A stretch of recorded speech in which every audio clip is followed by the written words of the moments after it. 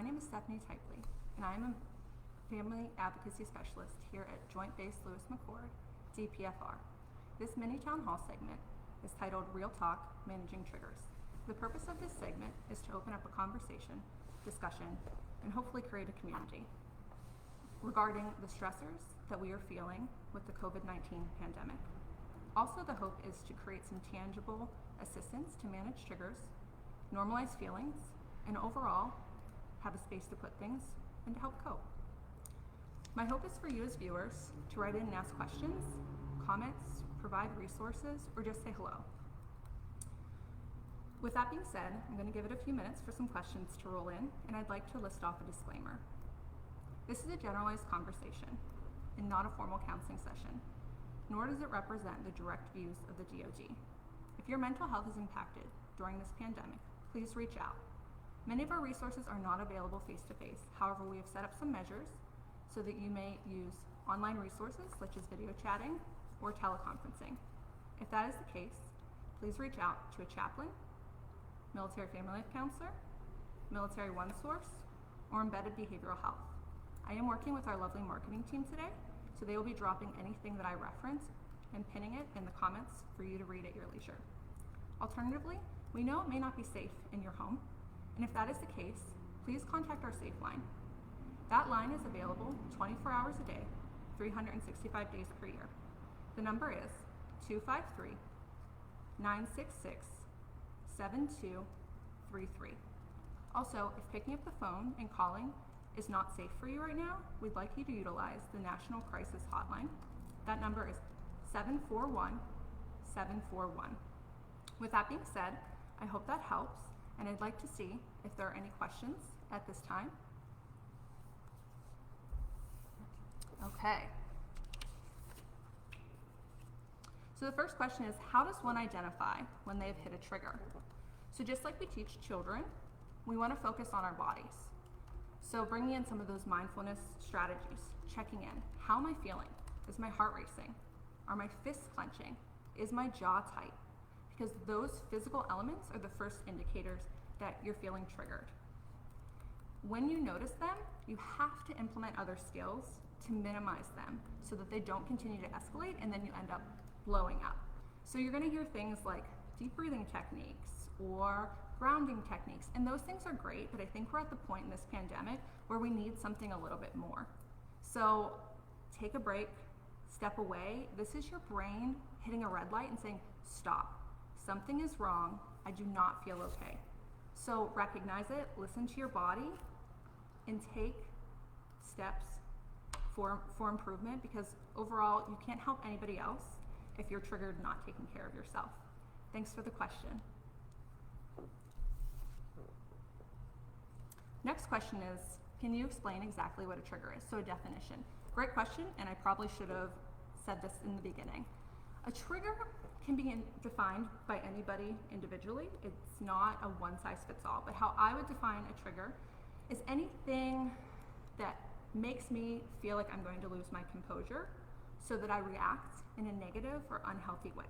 Keep in mind, we can react and respond in many different ways. Healthy, somewhere in between, and negative. The hope is to avoid the negative. I really look at it this way. Our thoughts lead to our feelings, and our feelings lead to our behaviors. And we want to make sure that we catch any of those triggers when there's still thoughts and feelings so we can manage them healthy and respond in healthy ways. So I hope that helps define what a trigger is. Next question is, how can you identify triggers in others?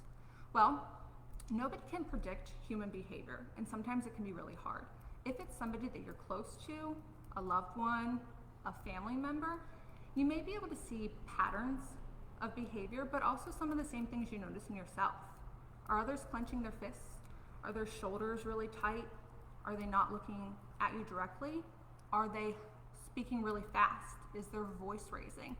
And in those cases, that's when you can notice, and you can do a few different things. Depending on how well you know that person, you might say, hey, how are you feeling right now? Check in with yourself. Or you might need to take a step back, give them their space, and let them come to you when they're ready to talk about it.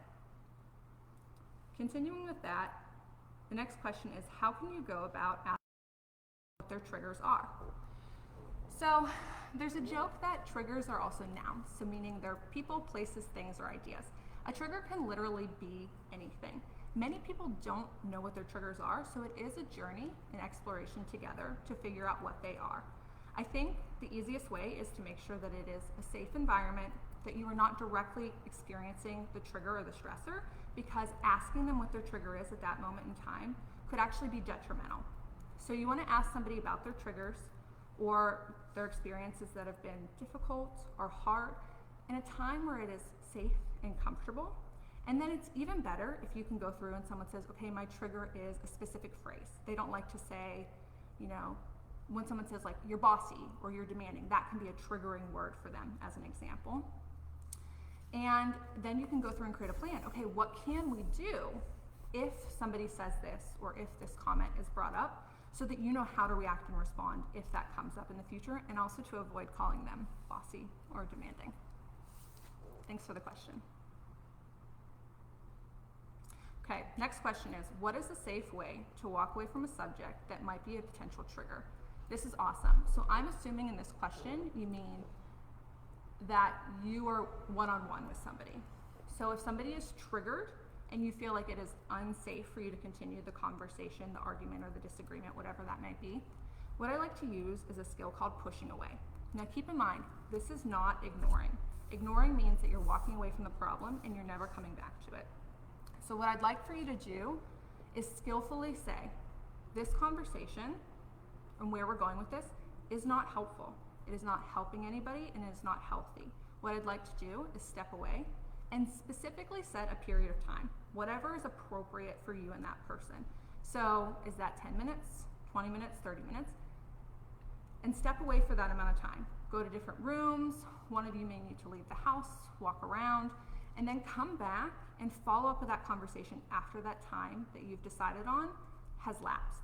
If somebody is still upset or still triggered or it's not okay to talk about it, that's when you do the same thing again and come back. The goal is to always come back with a level head, a little bit of space and thought, and have a conversation that reaches some type of healthy goal or expectation.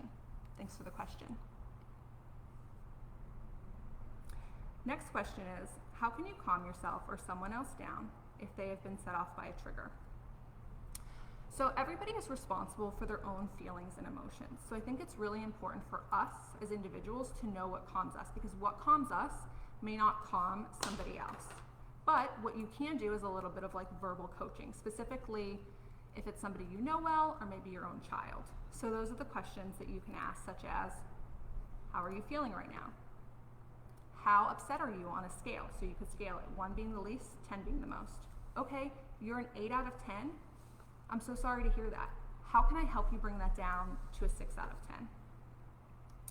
Additionally, you might just want to focus on distraction for that time being. Distraction is not the best answer, but if it's going to help somebody come down in the meantime and it's going to protect safety, that's ideal. So that's when you can say, okay, well, let's switch over to something else. You remember that really funny thing that happened? Or let's watch some comedy. Or hey, let's try to splash water on our face to distract ourselves. Finding something else in the meantime so that that person can carefully and in a calm way de-escalate. Hope that one helps. What is an effective way to discuss triggers with children? So I think a lot of times we end up using a lot of jargon and big words because that's what we're taught. But with kids, we really want to talk to them very matter of fact, and we want to introduce feelings and emotions early. The earlier it is known to them that feelings are normal, emotions are normal, it's okay, everybody experiences it, the more likely they are to want to share and want to talk with you.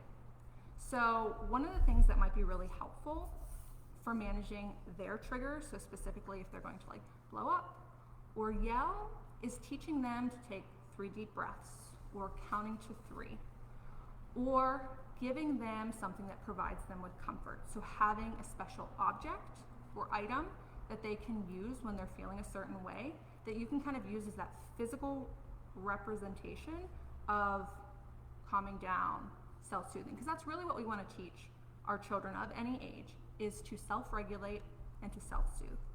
Thanks for that question. I hope that helps. Next question is, what should I do if I've been triggered and cannot get away from the source? This is a really tough question, and I think many people face this. If you cannot get away from the source, I want you, or what I would like to see somebody do, is to set a verbal boundary with that person, if that is available to you. So that would be, I need to step away right now, or I'm going for a walk, as I've already referenced, or I'm going to go in this room, would you go in that room? Or, again, can we please stop this conversation? Now that might not always work, but at least you've done your due diligence in asking for that. The other thing is, if you physically cannot, if you are being yelled at, if you are triggered by the place that you are in, sometimes we have to create like a brick wall in our brain and sort of tune out of the situation so that we can protect our inner self, so that we don't continue to be triggered and escalate to something or a place that we don't want to be. So, tough question, but just do the best that you can. Laura asks, how do you suggest asking someone to revisit the topic that's no longer triggered? Very good question. So I think by setting an expectation that in our family, in our household, in our relationships, whatever it is, we talk through things. The expectation is that no matter how big or how small, if something is unresolved, we will resolve it. So creating that normal makes it so it's a little bit less awkward or uncomfortable to approach the subject, and you just clearly state it. It can be a little bit daunting in the beginning when you're getting used to saying, we need to revisit this, we need to come back to this.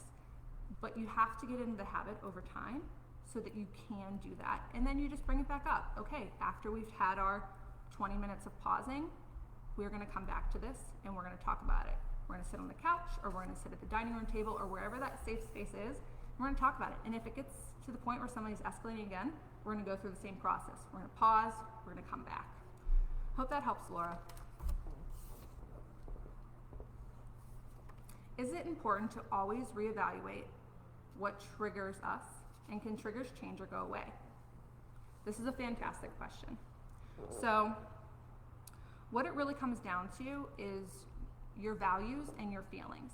If you feel like a situation has passed, that it is no longer relevant, I suppose it would be okay to no longer bring the trigger up, but for the most part, we want to be in a place where we're healthy so that we're not triggered. So maybe that's actually an indicator that you are getting to a place where your conversations are healthier or more productive, and therefore you don't feel the need to constantly come back and discuss what the trigger is. And then the second part of that is, can triggers change or go away? Absolutely. Just like we are ever adapting and ever changing, and that's part of our natural growth as humans, triggers can go away, and there are many means of that. Maybe it's through talk therapy or great relationships with your friends or family. Maybe it's just time and distance from whatever was triggering you before. So they can absolutely change. Now they can change and manifest into something else, and of course if they manifest into something else that is causing you stress or anxiety or sadness, you do want to address those as well. Do we have any other questions? Okay, thank you everyone for writing in.